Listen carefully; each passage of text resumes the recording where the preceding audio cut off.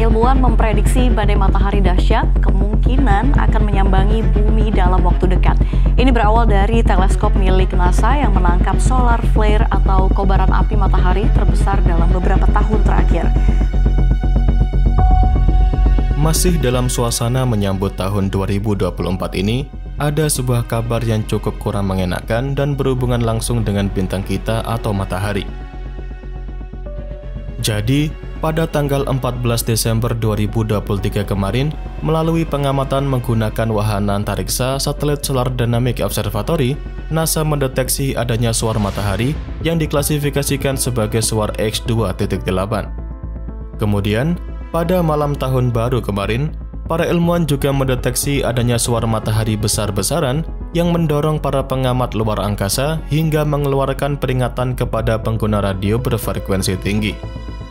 Jadi, Pusat Prediksi Cuaca Luar Angkasa atau SWPC dari National Oceanic and Atmospheric Administration atau NOAA pada Minggu tanggal 31 bulan Desember 2023 kemarin merilis gambar suar yang tampak seperti titik terang di permukaan matahari.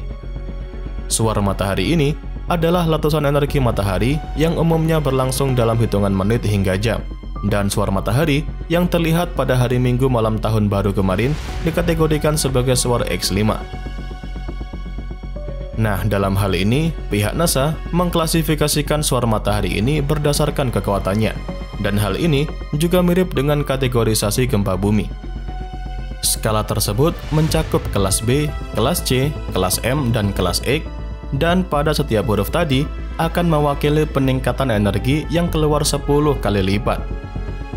Untuk suar X yang melebihi 9 dapat menimbulkan dampak yang signifikan seperti badai radiasi yang mempengaruhi satelit dan menyebabkan masalah transmisi global.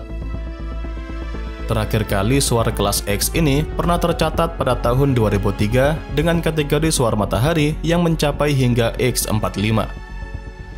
Kemudian untuk suar kelas B ataupun C, ini merupakan kategori yang terlalu lemah untuk diperhatikan oleh bumi, sedangkan untuk suar kelas M, kategori suar tersebut dapat menyebabkan hingga adanya pemadaman radio di kutub dan badai radiasi kecil.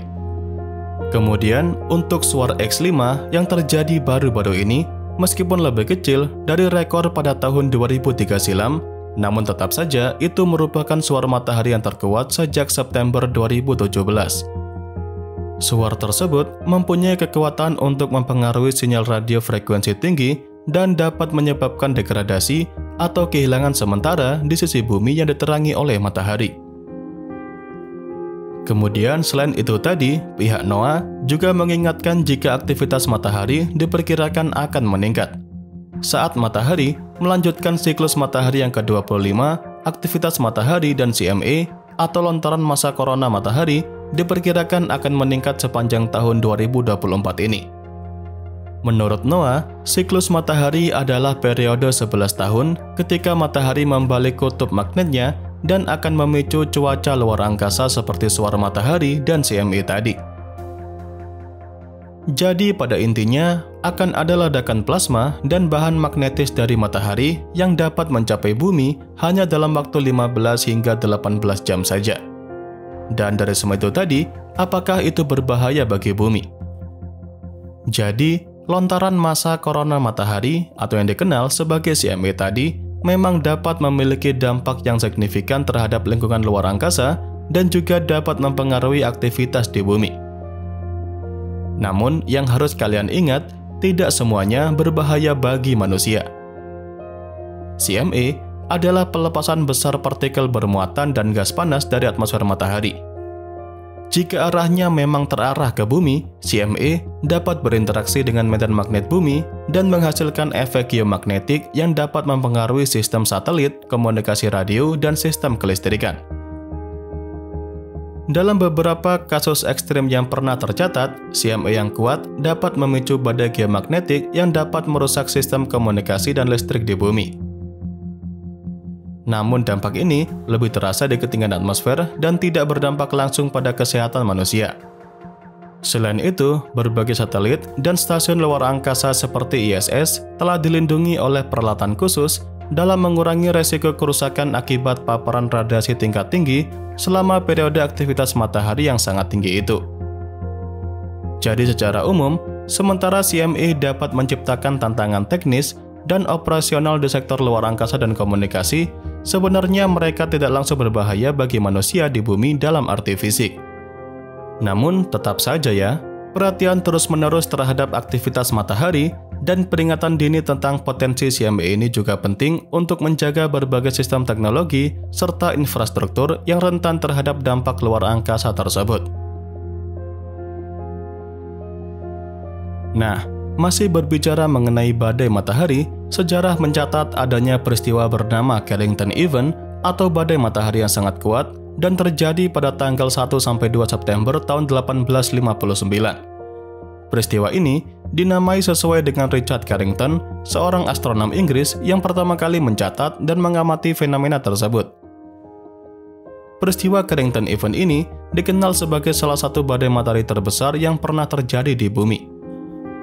Peristiwa ini terjadi pada puncak siklus matahari 11 tahunan, yaitu saat aktivitas matahari mencapai tingkat maksimum. Pada saat itu, terjadi ledakan besar di permukaan matahari atau suar matahari seperti yang saya jelaskan tadi. Ledakan tersebut menghasilkan pelepasan energi elektromagnetik yang luar biasa, termasuk radiasi elektromagnetik dan partikel bermuatan tinggi. Dalam peristiwa Carrington Event ini memiliki dampak yang signifikan pada bumi karena pelepasan partikel matahari yang sangat besar ini bisa mencapai atmosfer bumi.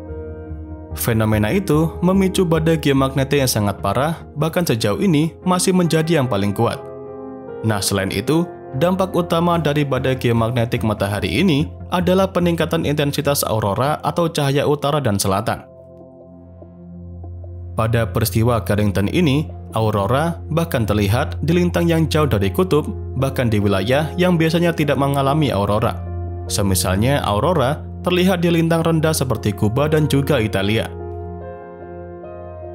Kemudian, dampak langsung yang pernah tercatat dari peristiwa Carrington Event ini adalah gangguan pada jaringan telegraf global. Beberapa operator telegraf melaporkan bahwa sistem mereka mengalami masalah serius, bahkan sampai terbakar hebat. Bahkan beberapa operator juga melaporkan bahwa mesin cetak telegraf mereka sampai dapat beroperasi tanpa daya listrik karena adanya arus yang dihasilkan oleh badai geomagnetik dari matahari tadi. Nah, hal tersebut tentu mengerikan, apalagi jika badai matahari yang serupa terjadi pada era modern di mana teknologi serta infrastruktur yang sangat bergantung pada kelistrikan sangat meluas dan otomatis dampaknya bisa jauh lebih parah dan mengerikan. Sistem tenaga listrik, komunikasi satelit, navigasi GPS, dan beberapa sistem komputer dan elektronik akan dapat mengalami kerusakan serius jika matahari dalam Carrington Event ini terjadi lagi. Kemudian, di luar berbagai dampak mengerikan dalam Carrington Event tadi, peristiwa tersebut menyoroti pentingnya memahami dan memitigasi potensi dampak badai matahari besar pada infrastruktur dan teknologi kita.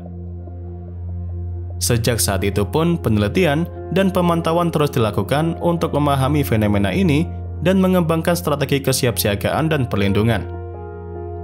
Peristiwa Carrington Event merupakan pengingat bahwa bumi ini tidak terisolasi ataupun kebal dari aktivitas matahari, dan pemahaman serta kesiapsiagaan terhadap dampaknya tentu sangat penting untuk melindungi infrastruktur serta teknologi kita saat ini.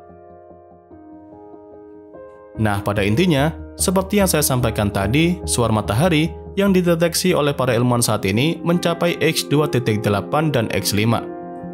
Sejauh ini, belum ada masalah yang diketahui dan mempunyai dampak yang berbahaya bagi bumi. Namun, sesuai seperti yang dikatakan oleh pihak NOAA tadi, mereka mengingatkan jika aktivitas matahari diperkirakan akan terus meningkat saat matahari melanjutkan siklus matahari yang ke-25. Aktivitas matahari ini diperkirakan akan terus meningkat sepanjang tahun 2024 ini. Dan terakhir, apakah fenomena badai matahari akan berpengaruh ke Indonesia? Jadi, semisal memang terjadi badai matahari yang cukup signifikan terhadap bumi, sebenarnya dampak yang akan didapat negara Indonesia dari fenomena itu tidak akan sebesar daerah yang berada di lintang tinggi seperti di sekitar kutub bumi. Nah, hal ini dikarenakan letak negara Indonesia yang berada di Khatulistiwa. Namun meskipun begitu, bukan berarti semata-mata Indonesia ini bebas dari dampak badai matahari. Fenomena itu akan tetap memiliki dampak walaupun bukan ke manusia langsung. Dampak itu adalah pada gangguan sinyal radio frekuensi tinggi dan sistem navigasi yang berbasis satelit. Nah, dari sini, sekali lagi saya ingatkan kepada kalian semua, kalau fenomena itu tidak akan langsung berdampak kepada manusia dan tidak semua dampak dari matahari itu berbahaya. Nah, dari sini, semoga dapat memberikan ketenangan kepada kalian semua, sekaligus memberikan bantahan terhadap banyaknya isu yang beredar tentang fenomena ini sebagai sebuah bencana dahsyat, bahkan disebut juga sebagai kiamat. Pada intinya sih, manusia ini telah lama hidup berdampingan dengan beragam cuaca antariksa termasuk aktivitas matahari yang sudah rutin terjadi. Dan yang perlu kita pahami sebetulnya bukan masalah badai matahari akan terjadi lagi atau tidak, melainkan tentang bagaimana prosesnya dan memitigasi dampak negatifnya. Dan ya, itu saja yang bisa saya sampaikan pada kesempatan kali ini. Seperti biasa, semoga dapat memberikan pengetahuan baru seputar dunia astronomi sekaligus hiburan untuk Anda semua. Jangan lupa, kedepannya masih akan ada banyak lagi pembahasan menarik yang akan saya sampaikan. Dan tentunya bakal sayang banget untuk Anda lewatkan. So, tetap stay tune terus ya bersama kami, Nasi Angkasa, Media Astronomi Indonesia.